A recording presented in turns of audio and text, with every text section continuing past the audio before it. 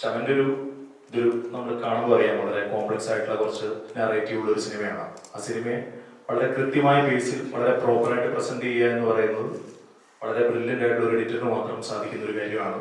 അതിൽ ചമൻ അത് മാത്രമല്ല, നിങ്ങൾ ഓൾറെഡി കണ്ടിട്ടുള്ള ടീസർ ആണെങ്കിലും ട്രെയിലർ ആണെങ്കിലും ഒക്കെ ചമന്റെ ഒരു കഴിവിൻ്റെ ഒരു ഡിസ്പ്ലേ കൂടിയാണ്. ചമൻ ചാക്കോയുണ്ട്. അതുപോലെ തന്നെ നമുക്കിപ്പം വളരെയധികം റെസ്പോൺസ് കിട്ടുന്ന ഒന്നാണ് മ്യൂസിക് ഡിപ്പാർട്ട്മെന്റ് ജെയ്ക്സ് ബിജോയുടെ one of the recent best വർക്കാണ്. പ്രത്യേകിച്ച് അതിന്റെ സെക്കൻഡ് ഹാഫിൽ ആ ഒരു മൂഡ് എലിവേറ്റ് ചെയ്ത് നിർത്തുക, പ്രത്യേകിച്ച് അതിന്റെ ടെൻഷൻ അവസാനത്തിൽ ഒരു 40 മിനിറ്റിനെ പറ്റി ആളുകൾ പറയുമ്പോൾ അതിലെ ആക്ഷൻ ബ്ലോക്ക് ആണെങ്കിലും ഫൈറ്റിലെ സീക്വൻസ് ആളുകളാണെങ്കിലും ടെൻഷൻ നിലനിർത്താൻ ജെയ്ക്സ് ബിജോയുടെ മ്യൂസിക് വളരെയധികം നമ്മളെ സഹായിച്ചിട്ടുണ്ട്.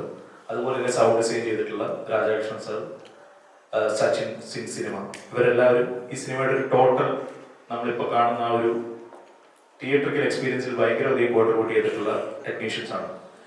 പിന്നെ ഏറ്റവും അധികം ചർച്ച ചെയ്യപ്പെടുന്ന ഈ സിനിമയിൽ ടെക്നീഷ്യൻ എന്ന് പറയുന്നത് ഓഫ്കോഴ്സ് നിങ്ങൾക്ക് എല്ലാവർക്കും അറിയുന്ന ക്ലൈമാക്സിലെ പ്രൈവറ്റ് ജെറ്റ് ചെയ്തിട്ടുള്ള യാനിക് ബെൻ ആണ്. യാനിക് ബെൻ എന്ന് പറയുന്ന ഒരു ആക്ഷൻ ഡയറക്ടർ ഈ സിനിമയുടെ ഭാഗമാകാൻ കാണിച്ചൊരു താല്പര്യം, അത് ഒരു പ്രൈവറ്റ് ജെറ്റിൽ നമുക്കൊരു ക്ലൈമാക്സിൽ ഒരു ആക്ഷൻ സീക്വൻസ് ഉണ്ട്, അതിൽ ടർബുലൻസിന്റെ പോർഷൻസ് വരുന്നു. സോ ഹൈഡ്രോളിക്സ് ഇൻവോൾവ് ആവണം, മുംബൈ എന്നുള്ള ടെക്നീഷ്യൻസ് വരണം. ഒരു വലിയ സെറ്റിനെ ഹൈഡ്രോളിക്സിൽ വെച്ചതിന് ശേഷം ആ സെറ്റ് റൊട്ടേറ്റ് ചെയ്യും, അതിലുള്ള ആക്ടേഴ്സിനെ വെച്ച് സ്റ്റണ്ട് പെർഫോം ചെയ്യും. പലപ്പോഴും മിഡ് എയറിലൊക്കെ നമ്മൾ ആ സീക്വൻസ് ചെയ്യുക എന്ന് പറയുന്നത് പ്രോപ്പറായി ടെക്നിക്കൽ നോഹോ ഉള്ള ഒരു ആക്ഷൻ ഡയറക്ടറെ കൊണ്ട് മാത്രം എഫക്റ്റീവ്ലി ചെയ്തില്ലെങ്കിൽ തീർത്തും വർക്കൗട്ട് ആവില്ല എന്ന് പറയുന്ന ഭയങ്കര ഓവർ അംബീഷ്യസ് ആയ ഞങ്ങളുടെ ആഗ്രഹമായിരുന്നു.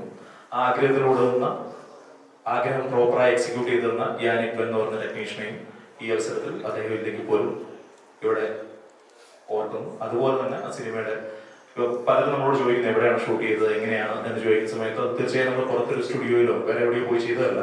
നമ്മളോട് തൃശ്ശൂർ സെറ്റിട്ട് ചെയ്ത സാബി മിശ്ര എന്ന് പറയുന്ന ഒരു ടെക്നീഷ്യൻ ഉണ്ട്. അദ്ദേഹമാണ് നമ്മുടെ കില്ലിന്റെ ഒക്കെ സെറ്റുകളും ബാക്കിയൊക്കെ എടുത്ത ഒരു ടീമാണ്. അപ്പൊ അവരാണ് നമുക്ക് ആ പ്രൈവറ്റ് ജെറ്റിന്റെയും പേഴ്സണൽ ഫ്ലൈറ്റിന്റെ ഒക്കെ സെറ്റുകൾ എടുത്തത്.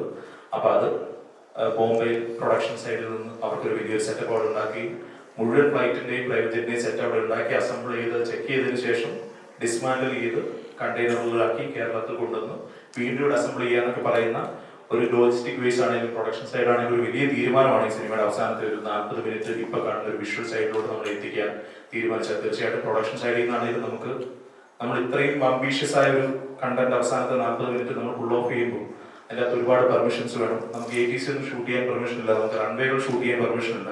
സോ ഇതൊക്കെ അച്ചീവ് ചെയ്യാൻ ഒരു വലിയൊരു നിങ്ങളിപ്പോൾ കാണുന്നതല്ലാത്ത ഒരു പ്രൊഡക്ഷൻ്റെ വലിയൊരു ഇൻഫ്രാസ്ട്രക്ചറിന്റെ സെറ്റപ്പും അത് കോർഡിനേറ്റ് ചെയ്യാൻ തീർച്ചയായും രാഗം മൂവീസിന്റെ രാജു സാറും അതുപോലെ കോൺഫിഡൻസ് ഗ്രൂപ്പിന്റെ CJ റോയും പിന്നെ ഈ ബോംബെയിലെ ഒരു പറ്റം ടെക്നീഷ്യൻസും കൂടെ നമ്മൾ ഈ കാണുന്ന എല്ലാവരും നിൽക്കുന്നതിന്റെ ഫലമായിട്ടാണ് തീർച്ചയായും മലയാളത്തിൽ ഇതുവരെ വരാത്ത, ഞാൻ പറഞ്ഞപ്പോൾ ഉദ്ദേശിച്ചതാണ്, ഇറ്റലി അങ്ങനെ ഒരു കഥാപശ്ചാത്തലം ഒരു സിനിമ പറഞ്ഞിട്ടില്ല. കാരണം അത് ഷൂട്ട് ചെയ്യാൻ നമുക്ക് ഈ റൺവേകളിലും എയർപോർട്ടുകളിലൊക്കെ പലപ്പോഴും നമുക്ക് റെസ്ട്രിക്ഷൻസ് ഉണ്ട്. പ്രത്യേകിച്ച് നമ്മൾ 100-150 പേരുടെ ഒരു ക്രൂവിനെ വെച്ചും ജിപ്പുകൾ ഉപയോഗിച്ച് നമുക്ക് ഷൂട്ട് ചെയ്യാൻ പറ്റില്ല.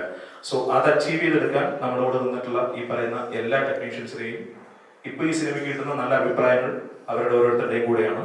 അവരെയും ഈ അവസരത്തിൽ വളരെ സന്തോഷത്തോടെ ഓർക്കുന്നു. Thank you.